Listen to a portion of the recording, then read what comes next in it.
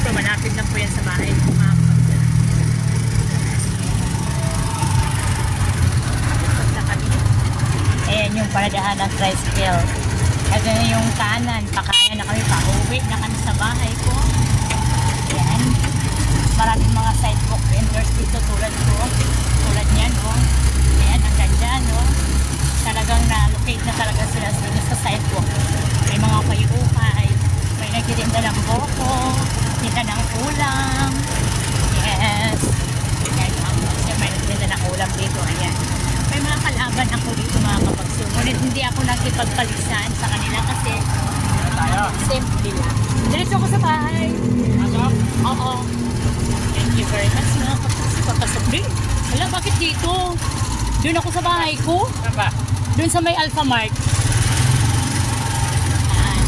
Nalito yung tricycle kasi hindi ka ba nakatid sa akin? Hindi pa. Doon mismo sa bahay ko. Wala namang mag-aakot na. Ako na lang mag-isa eh. Kaya iskinita na yung pasok. Opo. Kaya papasok na kami. Ay, may nakaharang pang mga basura Galing. Yun ang sinasabi ko sa kanila eh. Huwag silang magtapo ng basura diyan.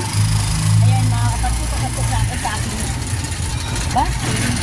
Buti mabait yung tricycle. Pinasok mo sa akin.